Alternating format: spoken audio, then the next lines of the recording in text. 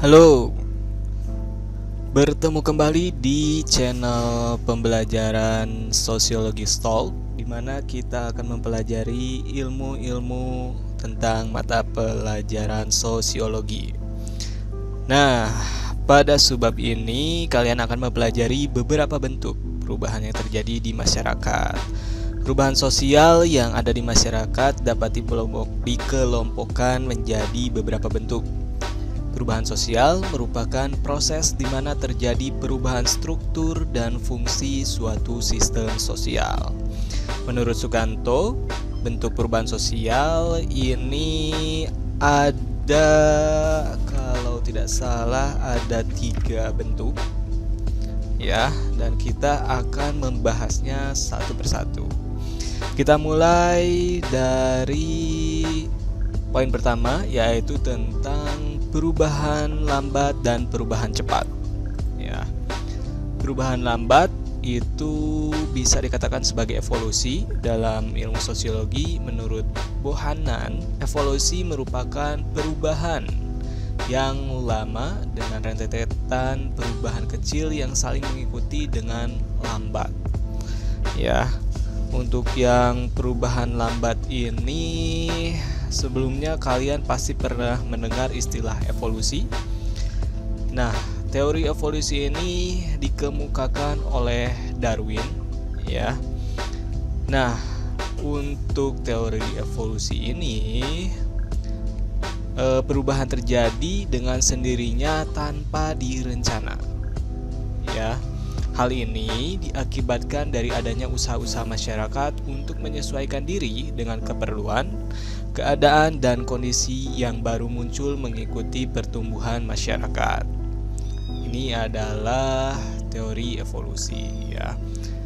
Dan yang poin B-nya adalah perubahan cepat, ya, bisa dikatakan sebagai revolusi istilahnya. Dalam Ensiklopedia Nasional Indonesia 2004, revolusi diartikan sebagai suatu perubahan yang terjadi cepat atau mendadak, ya. Nah, di semester 1 mungkin kalian pernah mendengar bahwa teori revolusi ini atau perubahan cepat ini, istilah revolusi ini seperti revolusi Prancis, revolusi industri yang di Inggris, maupun revolusi-revolusi lainnya. Ya, perubahan tersebut dianggap revolusi karena mengubah sendi-sendi pokok dari kehidupan masyarakat, seperti sistem kekeluargaan, serta hubungan antara buruh dan majikan, dan lain sebagainya. Nah, revolusi ini sering diawali dengan adanya ketegangan dalam masyarakat yang bersangkutan. Lanjut di poin kedua, masih menurut Sujono Sukanto, yang poin kedua adalah perubahan kecil dan perubahan besar. Kita mulai dari perubahan kecil. Menurut Sukanto, perubahan kecil merupakan perubahan-perubahan yang terjadi pada unsur-unsur struktur sosial dan tidak membawa pengaruh langsung bagi masyarakat, ya.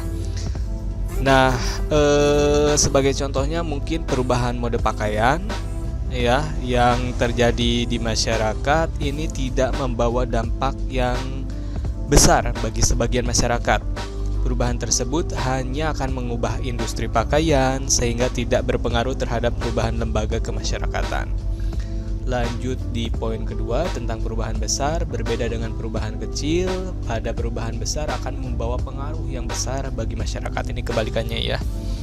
Lanjut di poin ketiga, ini tentang perubahan yang dikehendaki dalam kurung direncanakan, dan perubahan yang tidak dikehendaki dalam kurung tidak direncanakan. Nah, dalam masyarakat juga terdapat bentuk perubahan yang dikehendaki, direncanakan, dan tidak direncanakan. Kita lihat untuk yang perubahan yang dikehendaki atau direncanakan. Perubahan yang dikehendaki ialah perubahan yang diperkirakan atau direncanakan terlebih dahulu oleh pihak-pihak yang akan mengadakan perubahan di dalam masyarakat, menurut Zazifa 2012. Nah, adapun pihak yang menghendaki perubahan ini disebut agent of change. Agent of change adalah yang memimpin masyarakat dalam mengubah sistem sosial. Cara yang dilakukan dengan memengaruhi masyarakat dengan sistem yang teratur dan direncanakan terlebih dahulu. Ya, metode tersebut dikenal dengan istilah social engineering atau social planning. Ya, salah satu contoh perubahannya adalah pada masa Orde Baru yang beberapa pemimpin perubahan agent of change yang mempelopori berbagai gerakan untuk melakukan perubahan dengan berbagai cara. Akhirnya pada 1998 terjadi reformasi sebagai bentuk perubahan sosial politik yang telah direncanakan oleh masyarakat. Lalu yang kedua itu adalah perubahan yang tidak dikehendaki atau dalam kurung tidak direncanakan. Perubahan yang tidak dikehendaki adalah perubahan-perubahan yang terjadi tanpa dikehendaki serta berlangsung di luar jangkauan pengawasan masyarakat. Nah, hal ini menyebabkan timbulnya akibat sosial yang tidak diharapkan oleh masyarakat. Sebagai contohnya, misalnya terjadinya pandemi coronavirus, ini kan tidak dikehendaki dan tidak direncanakan. Tiba-tiba corona datang dan berbagai struktur lapisan masyarakat ataupun bisa disebut lembaga-lembaga masyarakat mulai lumpuh. Begitu. Nah, untuk pembahasan kali ini hanya segini saja ya. Semoga untuk materi kali ini tentang bentuk-bentuk perubahan sosial bisa memperluas wawasan teman-teman, dan terima kasih banyak sebelumnya. Salam sosial.